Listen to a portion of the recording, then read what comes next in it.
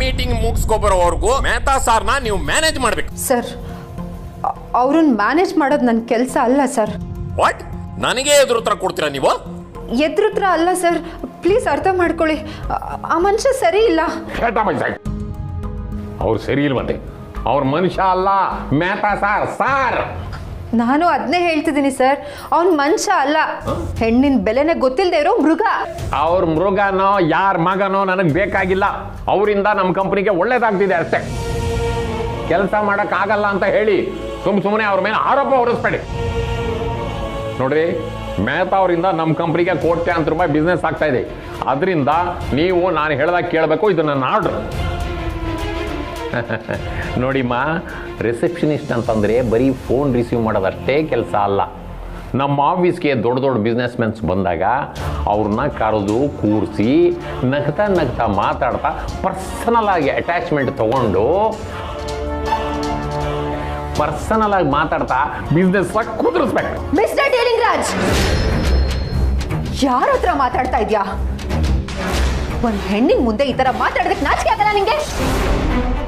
ಯಾವನೋ ಬರ್ತಾನೆ, ಕೋಟಿ ವ್ಯವಹಾರ ಮಾಡ್ತಾನೆ ಅಂತ ಅವನ ಮುಂದೆ ನಗ್ನಗ್ತಾ ಮಾತಾಡ್ಕೊಂಡು ಅವ್ನು ಹೇಳ್ದಂಗೆಲ್ಲ ಕೇಳ್ಕೊಂಡಿರೋದಕ್ಕೆ ನಾನು ನೀನಲ್ಲ. ಬೇಕಾದ್ರೆ ಸೀರೆ ಬಳೆ ತೊಟ್ಕೊಂಡು ನೀನೇ ಆ ಕೆಲಸ ಮಾಡು. ನನ್ನ ಕೈಲಾಗಲ್ಲ. ನನಗೆ ನನ್ನ ಗಂಡ ತರೋ ಆದಾಯ ಮಾತ್ರ ಮುಖ್ಯ ಅಲ್ಲ, ತಂದೆ ತಾಯಿ ಕಲ್ಸ್ಕೊಟ್ಟಿರೋ ಸಂಸ್ಕಾರನೂ ಅಷ್ಟೇ ಮುಖ್ಯ. ನನ್ನ ಸಂಸ್ಕಾರಕ್ಕೆ ಏನಾದ್ರೂ ಧಕ್ಕೆ ಬಂತೋ ಬೆಂಕಿ ಆಗ್ಬಿಡ್ತೀನಿ. ಹುಷಾರ್. ಗಿರ್ಜಾ ಅವ್ರೆ, ರಿಲ್ಯಾಕ್ಸ್. ಡೀಲ್ ಏನಾಯ್ತು? ನಥಿಂಗ. ನೀನು ಏನೇ ನಂದ್ಯೋ ಎಲ್ಲವನ್ನೂ ಎಲ್ಲರ ಹತ್ರನೂ ಹೇಳಿ ಮನೆಗೆ ಹೋಗ್ಬಾರ್ದು ಹಾಗೆ ಮಾಡ್ಬಿಡ್ತೀನಿ. ಗಿರ್ಜಾ ಅವ್ರೆ, ರಿಲ್ಯಾಕ್ಸ್. ನೀವು ಹೋಗಿ, ನಾನು ಮಾತಾಡ್ತೀನಿ.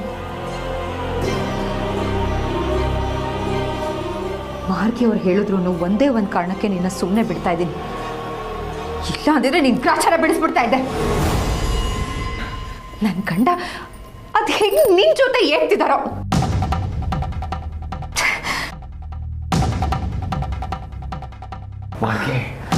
ಹೊರಗಡೆ ಯಾರಿಗೂ ಕೇಳಿಸಿಲ್ಲ ತಾನೆ?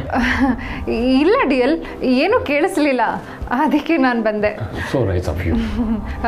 ಡಿಯಲ್, ಮೆಹತಾ ಸರ್ನ ನಾನು ಹ್ಯಾಂಡಲ್ ಮಾಡ್ತೀನಿ. ನೀವು ಹೋಗಿ ಮೀಟಿಂಗ್ ಮುಗಿಸ್ಕೊಂಡು ಬನ್ನಿ. ಮಾರ್ಗಿ, ನನ್ನ ಹತ್ರನೇ ಅವರು ಮಾಲಾಶ್ರೀ ರೇಂಜ್ಗೆ ಮಾಸ್ ಡೈಲಾಗ್ ಹೊಡೆದ್ರು. ನಾಳೆಯಿಂದ ಅವ್ರನ್ನ ಸೇಲ್ಸ್ಗೆ ಹಾಕಿ, ಬುದ್ಧಿ ಬರುತ್ತೆ.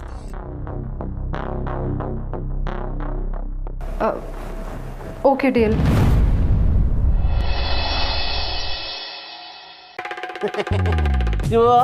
ಏನಪ್ಪ? ಬಾಪ ಇಲ್ಲಿ. ಹೇಳಪ್ಪ. You rascal, uneducated brute. Who? Me? Yeah, you. ಅಪ್ಪ, I am educated brute. Shut up. You bloody Shivakapa's headache. ಅಯ್ಯೋ ಅಪ್ಪ, ಯಾಕಪ್ಪ ವಿವಿಧ ವಿನ್ಯಾಸದಲ್ಲಿ ಬೈತಾ ಇದೆಯಾ? ನನ್ನ ಸೊಸೆ ಈ ಮನೆಗೆ ತಾಯಿ. You totally mistaken. ಈ ಮನೆಗೆ ಲೋನ್ ಕೊಟ್ಟಿರೋ HDMI ಬ್ಯಾಂಕ್ ಈ ಮನೆಯ ತಾಯಿ. ನಿನ್ನ ಸೊಸೆ ನನ್ನ ಮಕ್ಕಳಿಗೆ ತಾಯಿ. ಮುಚ್ಚು ಬಾಯ್ ಬಡವ. ಬಡವ ಆಗಿರೋದಕ್ಕೆ BPL ಕಾರ್ಡ್ ಕೊಟ್ಟಿರೋದು. ನನಗೆ ಎದುರುತ್ತರ ಕೊಡ್ತೀಯನೋ idiot fellow? I will pinching your body. Nonsense fellow. ನನ್ನ ಸೊಸೆ ಒಂದು ದಿವಸ ಆದರೂ ನನಗೆ ಮಾತ್ರೆ ಕೊಡೋದನ್ನ ಮಿಸ್ ಮಾಡಲಿಲ್ಲ. ನೀನು ನನಗೆ ಮಾತ್ರೆ ಕೊಟ್ಟಿಯನ್ನ ಬೆಳಗಿನಿಂದ ನೋಡ್ತಾ ಇದ್ದೀನಿ. ಅದೇನು ಹೇಳ್ತಾರಲ್ಲ, ಹೊಸದ್ರಲ್ಲಿ ಬಟ್ಟೆ ಎತ್ತಿ ಹೋಗದ ಅಂತ. ಈಗ ನಿನ್ನ ಕೈ ನೋವಾಯ್ತು ಮುಟ್ಟಾಳ. ಇನ್ಮೇಲೆ ಮಾತ್ರೆ ಕೊಡೋದು ತಪ್ಪಬೇಕು. ಆಗಿದೆ. ನೀನು ಆಯ್ತು ನೀನು BP ಜಾಸ್ತಿ ಮಾಡ್ಕೋಬೇಡ. ಮಾತ್ರೆ ತಂದು ಕೊಡ್ತೀನಿ, ನುಂಗಿವಂತೆ. ಯಾಕೆ? ನಾನು ಆಗಲೇ ಮಾತ್ರೆ ತಗೊಂಡೆ. ಅಯ್ಯ, ಮತ್ತೆ ಯಾಕೆ ಇಷ್ಟೊತ್ತು ನನಗೆ ಬೈದಿದ್ದು? ನೀನು ಮಾತ್ರೆ ಕೊಡಲಿಲ್ವಲ್ಲ ಅಂತ ನೆನೆಸ್ಕೊಂಡೆ, ಬೇಜಾರಾಯ್ತು, ಅದಕ್ಕೆ ಬೈದೆ. ಅಪ್ಪ, ನೀನೇನು ನೆನ್ಸ್ಕೊಂಡು ಬೈಯಕ್ಕೆ ಬಂದಪ್ಪ? ಹೋಮ್ ವರ್ಕ್ ಮಾಡ್ಸಪ್ಪ. ಹೋಮಲ್ಲಿ ವರ್ಕ್ ಮಾಡೋನಿಗೆ ಹೋಮ್ ವರ್ಕ್ ಮಾಡಿಸೋದೆಲ್ಲ ಒಂದು ದೊಡ್ಡ ವಿಷಯನಾ? Come on, give it.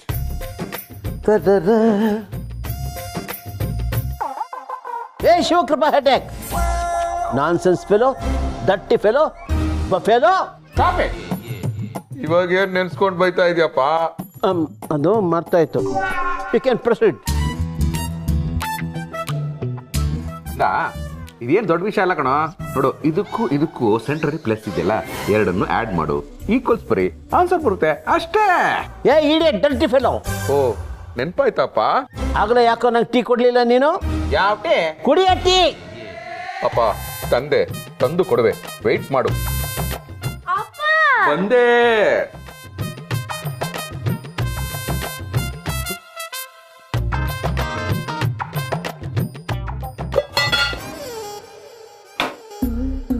Tea ಪುಡಿ. ಅಪ್ಪ ನೀನ್ ಇದನ್ನು ಪ್ಲಸ್ ಮಾಡಿ ಈಕ್ವಲ್ಸ್ ಹಾಕೋ ಆನ್ಸರ್ ಬರುತ್ತೆ ಅಂದೆ. ಈಕ್ವಲ್ಸ್ ಏನೋ ಹಾಕಿದೀನಿ, ಆನ್ಸರೇ ಬರ್ತಿಲ್ಲ. ಬಂದ್ ಬರ್ಸಪ್ಪ. ಹೌದಲ್ವಾ? ಮುಂದೆ ಇರೋ. ಏಯ್ ದಣ್ಣನ್ ಮಗನೇ, ಈಕ್ವಲ್ಸ್ ಹಾಕಿದ ತಕ್ಷಣ ಆನ್ಸರ್ ಬರುತ್ತೆ ಅಂತ ಯಾವ ದಣ್ಣನ್ ಮಗ ಹೇಳಿದ್ ನಿನಗೆ? ಈಗ ಒಂದ್ ಸ್ವಲ್ಪ ಹೊತ್ತು ಮುಂಚೆ ನಮ್ಮಪ್ಪ ಹೇಳೋದ್ರು. ಅಪ್ಪ ನಗ್ಬಿಡಪ್ಪ ನೀನು. ನಾನು ನಕ್ಕಿದ್ದು ಅದಕ್ಕಲ್ಲಪ್ಪ, ಒಲೆ ಮೇಲೆ ಹಾಲು ಉಕ್ತಿದೆ. ಅಯ್ಯೋ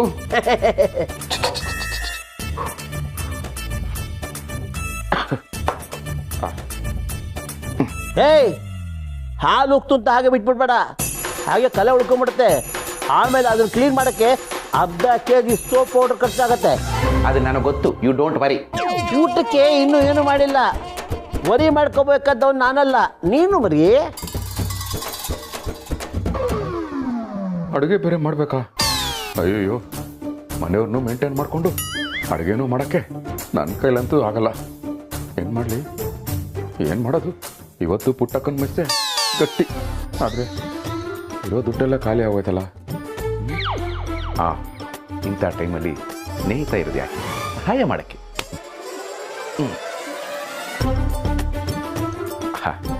ಬಾಬುಗಳೇ, ಗೃಹಿಣಿಗಳ ಜಾಗಗಳಲ್ಲಿರೋ ಗ್ರಹಣಗಳಿಗೆ ಹಲೋಗಳು.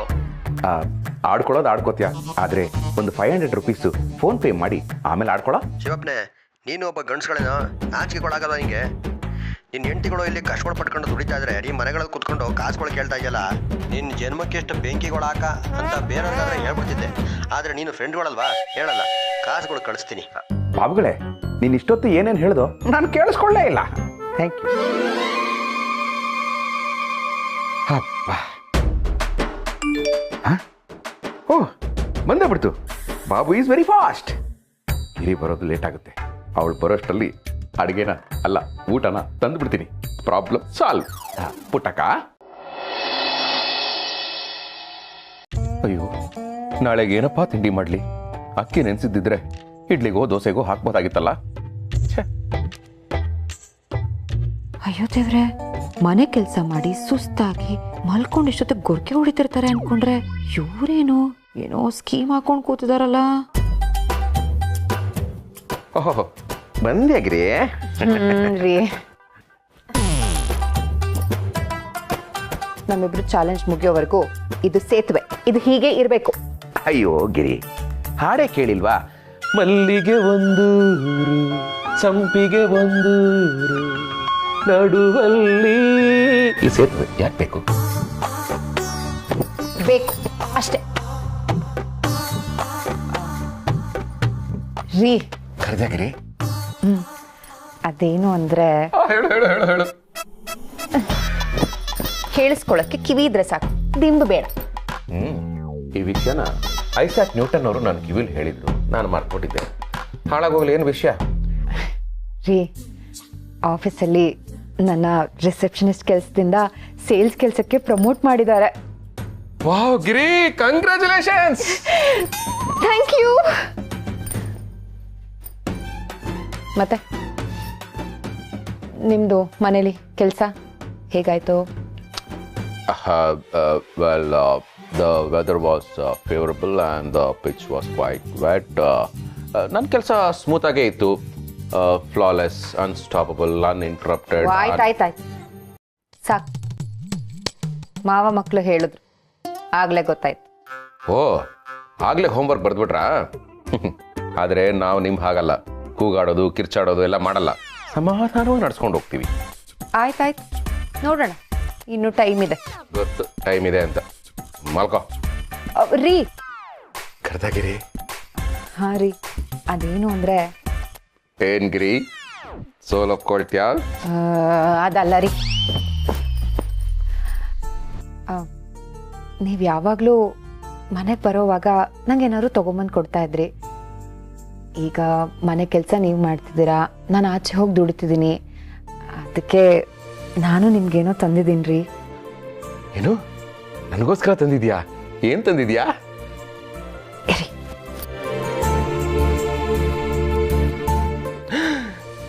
ಲಾಡು. ನಿಮ್ಗಿಷ್ಟ ಅಂತ ತಂದೆ. ಅಯ್ಯೋ ನನ್ ಮುದ್ದು, ನನಗೋಸ್ಕರ ತಂದಿದ್ಯಾ ಅಂತ ಕೇಳಿದ ತಕ್ಷಣ ನನಗೆ ಎಷ್ಟು ಖುಷಿ ಆಯ್ತು ಗೊತ್ತಾ. Thank you thank you thank you so much.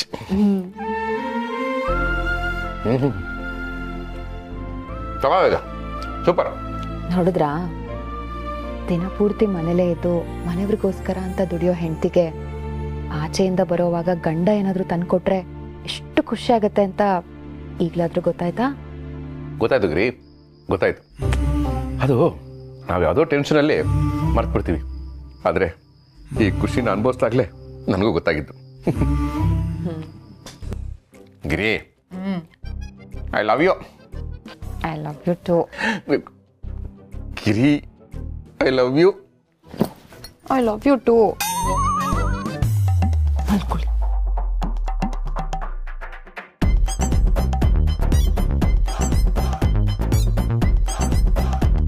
ನಿನ್ ಜೊತೆ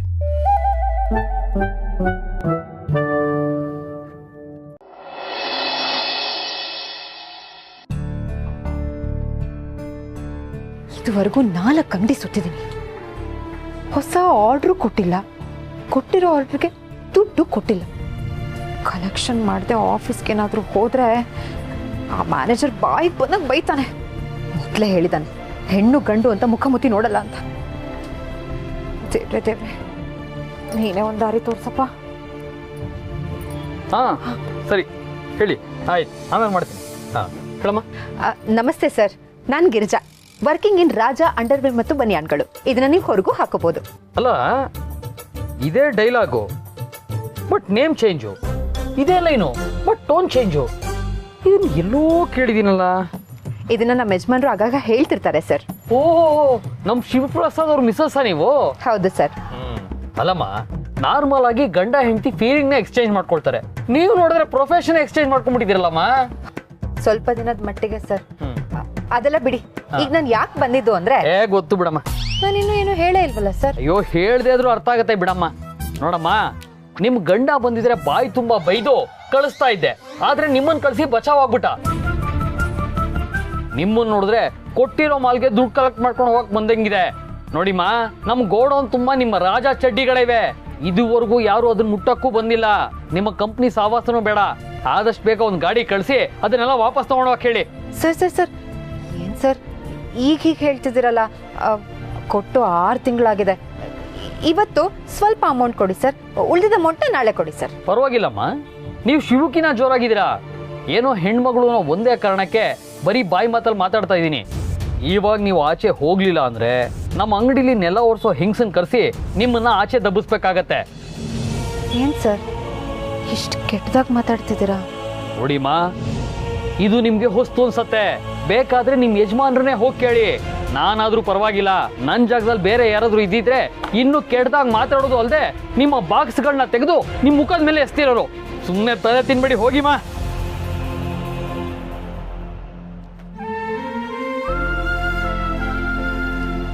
ಇವ್ರು ನನಗೆ ತುಂಬಾ ಏನೂ ಅಂದಿಲ್ಲ, ಆದ್ರೂ ನನ್ನ ಮನ್ಸಿಗೆ ಇಷ್ಟು ನೋವಾಗ್ತದೆ ಅಂದ್ರೆ, ನನ್ನ ಗಂಡ ಪ್ರತಿದಿನ ಇದೇ ಕೆಲಸದಲ್ಲಿರ್ತಾರೆ. ಆಫೀಸಲ್ಲ ಮ್ಯಾನೇಜರ್ ಹತ್ರ ಬೈಸ್ಕೊಂಡು, ಹೊರಗಡೆ ಬಂದು ಇಂಥವ್ರ ಹತ್ರ ಎಲ್ಲ ಬೈಸ್ಕೊಂಡು, ಮನೆಗೆ ಬಂದಾಗ ಏನೂ ಆಗೇ ಇಲ್ಲ ಅಂತ ಅವರು ನಕ್ಕು ನಮ್ಮನ್ನೆಲ್ಲ ನಗಿಸ್ತಿರ್ತಾರಲ್ಲ. ಹೇಗ್ ಸಾಧ್ಯ? ಪಾಪ, ಅದೆಷ್ಟು ನೋವಲ್ಲಿ ದಿನ ಕೆಲಸ ಮಾಡ್ತಾರೋ ಏನೋ. ನಿಜವಾಗ್ಲೂ ಆಚೆ ಬಂದು ದುಡಿಯೋದು ತುಂಬಾ ಕಷ್ಟ.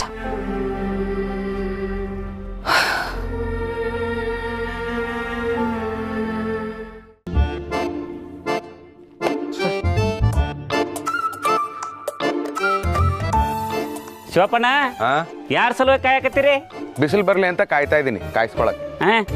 ಕಾಯ್ಕ ಮಾಡೋದು ಬಿಟ್ಟು ಯಾಕೆ ಕಾಯ್ಲಿಕ್ಕತ್ತೀರಿ ಅಂತ ಕೇಳುತ್ತಲ್ಲ, ನನ್ನ ಕೆರ ತಗೊಂಡು ನಾನು ಹೊಡ್ಕೋಬೇಕು. It's your choice, please carry on. ಆದ್ರೂ ಏರ್ಪೋರ್ಟ್ ಅಲ್ಲೂ ಗೆಸ್ಟ್ಗೂ ಹಿಂಗ್ ಕಾದಿರಲ್ಲ. ಈ ಸ್ಕೂಲ್ ವ್ಯಾನ್ ಕಾಯೋದಿದೆಯಲ್ಲ ಭಾರಿ ಹಿಂಸೆನಪ್ಪ. ಇರಿಟೇಷನ್.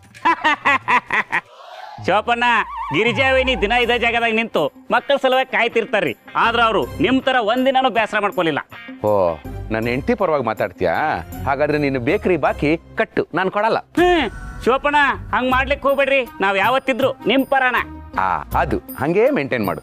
ಗಿರಿ ಅಂತ ಗಿರಿ. ಎಷ್ಟೊತ್ತಪ್ಪ ಇದು?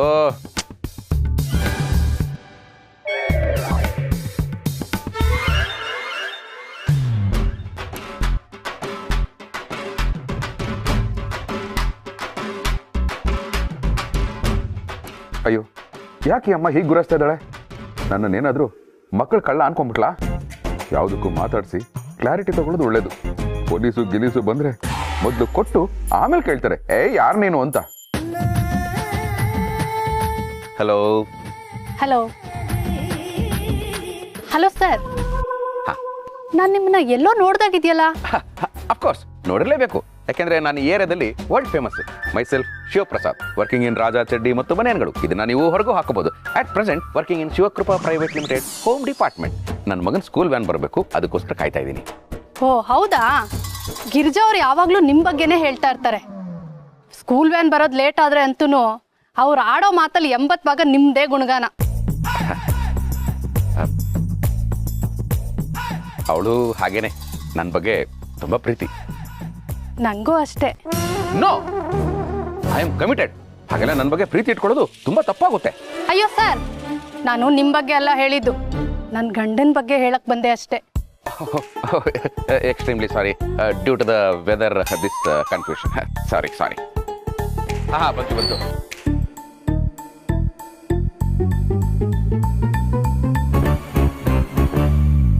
ಸರ್, ಸ್ಕೂಲಲ್ಲಿ ವ್ಯಾನ್ ಫೀಸ್ ಕೇಳ್ತಿದ್ರು ಸರ್. ಅದು ನಮ್ಮ ಯಜಮಾನರು ನೋಡ್ಕೋತಾರೆ. ಅವ್ರಿಗೆ ನಿಮ್ಮ ಮಾಹಿತಿನ ತಲುಪಿಸ್ತೀವಿ, ಅವರೇ ಕಟ್ಕೋತಾರೆ. Okay, thanks sir. ಇವೇ ಆಗೋತೈತಿ. ಹೇಯ್, ವ್ಯಾನ್ ಫೀಸ್ ಬಗ್ಗೆ ಹೇಳಲೇ ಇಲ್ವಲ್ಲೋ? ನಾನು ಅಮ್ಮಂಗೆ ಹೇಳ್ದೆ ಅಪ್ಪ, ಆದ್ರೆ ಅಮ್ಮನೇ ಅಪ್ಪಂಗೆ ಆಗ್ಲೇ ತುಂಬಾ ಕಷ್ಟಗಳಿರುತ್ತೆ, ಅಪ್ಪಂಗೆ ಈ ವಿಷಯನ ಹೇಳಕ್ ಹೋಗ್ಬೇಡ ಅಂದ್ರು. ಈಗ ಹೇಳಿದ ತಕ್ಷಣ ಕೊಡಕ್ ಆಗಲ್ಲ, ಸ್ವಲ್ಪ ಟೈಮ್ ತಗೋ ಅಂದ್ರು. ನಾವೇ ಮ್ಯಾನೇಜ್ ಮಾಡೋಣ. ಅಪ್ಪಂಗೆ ಈ ವಿಷಯ ಗೊತ್ತಾದ್ರೆ ಮಗನ್ ವ್ಯಾನ್ ಫೀಸ್ ಕಟ್ಟಕ್ಕೂ ಆಗ್ತಿಲ್ವಲ್ಲ ಅಂತ ನೊಂದ್ಕೋತಾರೆ ಅಂದ್ರು. ಅದಕ್ಕೆ ನಾನ್ ನಿನಗ್ ಹೇಳಕ್ ಹೋಗ್ಲಿಲ್ಲ ಅಪ್ಪ.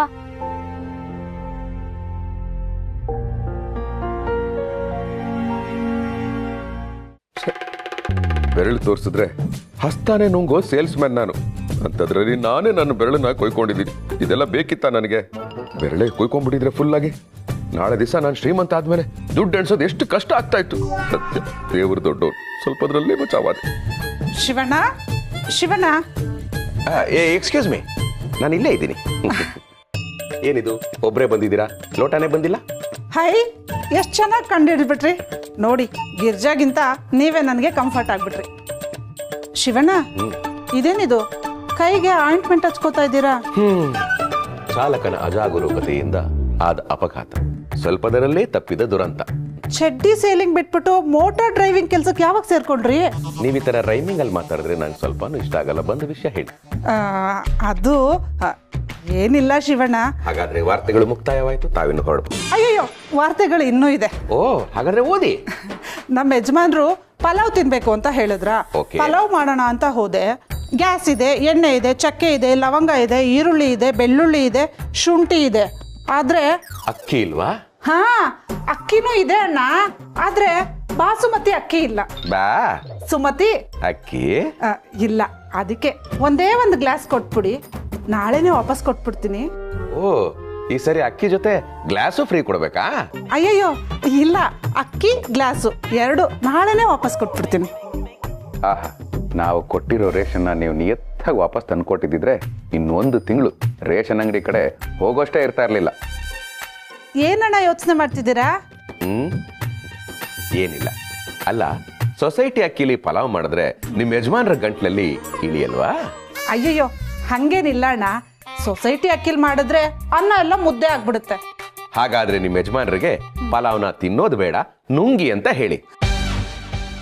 ಮನೇಲಿ ಅಕ್ಕಿಗೆ ಗತಿ ಇಲ್ಲ, ಬಾಸುಮತಿ ಅಕ್ಕಿ ಅಂತ ಬಾಸುಮತಿ ಅಕ್ಕಿ. ಹೋಗ್ರಿ ಸುಮ್ಮನೆ. ರೀ ಶಿವಣ್ಣ, ಅಕ್ಕಪಕ್ಕದವ್ರನ್ನ ಸರಿಯಾಗಿ ನೋಡ್ಕೊಳಕ್ಕಾಗದೇ ಇರೋ ನೀವು ಈ ಮನೆನ ನಡ್ಸಕ್ಕಾಗತ್ತನ್ರಿ? ನನ್ನ ತಾಯಾಣೆ ಮಾಡಿ ಹೇಳ್ತೀನಿ, ನೀವು ಈ ಚಾಲೆಂಜಲ್ಲಿ ಗೆಲ್ಲೋಕ್ ಸಾಧ್ಯನೇ ಇಲ್ಲ. ಮನೆ ಓಡ್ತಿ ಆದ್ಮೇಲೆ ಅಕ್ಕಪಕ್ಕದವ್ರನ್ನ ಸರಿಯಾಗಿ ಗಮನಿಸ್ಕೊಂಡು ಮನೆನ ನೋಡ್ಕೋಬೇಕು. ನೀವು ಒಡೆಯನೂ ಅಲ್ಲ ಓಡ್ತೀನೂ ಅಲ್ಲ ಅಂದಮೇಲೆ ಈ ಚಾಲೆಂಜಲ್ಲಿ ನೀವು ಹೇಗ್ರಿ ಗೆಲ್ಲೋಕ್ ಸಾಧ್ಯ? ನೀವು ಈ ಚಾಲೆಂಜಲ್ಲಿ ಸೋಲ್ತೀರಾ ಸೋಲ್ತೀರಾ ಸೋಲ್ತೀರಾ ಸೋಲ್ಲೇಬೇಕು. ಶಾಪ? ನನಗೆ ಶಾಪ? ಸೋಲು? ನನಗೆ ಸೋಲು? ಕೇವಲ ಬಾಸುಮತಿ ಅಕ್ಕಿ ಕೊಡಲಿಲ್ಲ ಎಂಬ ಒಂದೇ ಒಂದು ಕಾರಣಕ್ಕೆ ಶಾಪ ಹಾಕುತ್ತಿದ್ದೀರಾ? ನೀವೇನು ಅಕ್ಕಿಯನ್ನು ಉತ್ತೀರಾ, ಬಿತ್ತೀರಾ, ಬೆಳೆದಿರಾ, ಕೊಯ್ದಿರಾ ಅಥವಾ ರೇಷನ್ ಅಂಗಡಿಯಿಂದ ತಂದಿರಾ? ನಿಮಗೇಕೆ ಕೊಡಬೇಕು ಅಕ್ಕಿ? ಇನ್ನೊಂದು ಕ್ಷಣ ನೀವು ಇಲ್ಲಿದ್ದರೆ 3 ತಿಂಗಳಿಂದ ನಮ್ಮ ಮನೆಯಿಂದ ತೆಗೆದುಕೊಂಡು ಹೋದ ಅಷ್ಟು ರೇಷನ್ನು ಈ ಕ್ಷಣವೇ ತಂದು ಕೊಡಬೇಕು. ಎಚ್ಚರ. ಬೇಡ ಬಿಡಿ, ತಂಗಳನ್ನ ಇದೆ, ಚಿತ್ರಾನ್ನ ಮಾಡ್ಕೊಡ್ತೀನಿ. ಇಲ್ಲಿಗೆ ವಾರ್ತಾ ಪ್ರಸಾರಗಳು ಮುಕ್ತಾಯವಾಯಿತು. ಅಪ್ಪ, ಸದ್ಯ ಒಂದು ಲೋಟ ಅಕ್ಕಿ ಉಳಿಸ್ಬಿಟ್ಟೆ. ಈ ಟ್ಯಾಲೆಂಟು ಗಿರಿಗೆ ಎಲ್ಲಿ ಬರಬೇಕು? ಹೌದು, ಈ ಗಿರಿ ಯಾಕೆ ಎಷ್ಟೊತ್ತಾದ್ರೂ ಬಂದಿಲ್ಲ?